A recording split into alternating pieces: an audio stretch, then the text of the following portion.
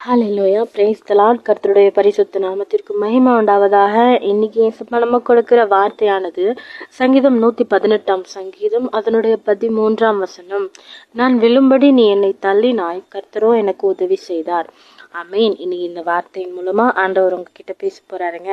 விசுவாசிக்கிறீங்களா? என்ன சொல்றாரு? இது சங்கீதக்காரன் பாடின சங்கீதக்காரன் என்ன சொல்றாருன்னா, நான் விழும்படி நீ என்னை தள்ளினப்பா, ஆனா கர்த்தர் எனக்கு உதவி செஞ்சாரு அப்படின்னு சொல்றாரு. இன்னைக்கு கூட நம்ம வாழ்க்கையில நம்ம போயிட்டு இருக்கிற சூழ்நிலையில நம்மளை பிடிக்காதவங்க, நம்மளை சுற்றி இருக்கிறவங்களா இருக்கட்டும், சொந்தங்களா இருக்கட்டும், நண்பர்களா இருக்கட்டும், எல்லாரும் நம்ம கிட்ட பேசும்போது நல்லா தான் பேசுவாங்க. ஆனா பின்னாடி போயிட்டு இவன் எப்போ விழுவான், எப்போ இவன் கீழே போவா, நம்மளை ஒரு அற்பமா, ஒரு ஏளனமா நம்மளை தள்ளுகிறதற்காகவே ஒரு கூட்டம் செயல்பட்டு கொண்டுட்டு இருக்கோம் இல்லையா? இத்தனை பேர் நம்புறீங்க.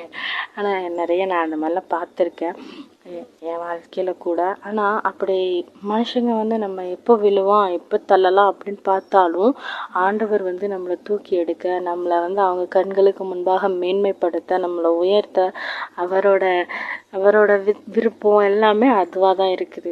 ஆனால் நம்ம என்ன பண்ணோம், ஐயோ இவங்களால் நம்ம வெக்கப்பட்டு போயிடுவோம், இவங்க கண்களுக்கு முன்னாடிலாம் நான் இப்படி இருக்கிறேன்னு, என் வாழ்க்கை இப்படி இருக்குது, என்னோட கடன் பிரச்சனை இப்படி இருக்குது, ஆனால் இவங்க என்னை இப்படி வெக்கப்படுத்திடுவாங்களோ, நான் தலை குனிஞ்சு போயிடுவேணும் அப்படிங்கிற ஒரு கவலையில் இருக்கீங்களா?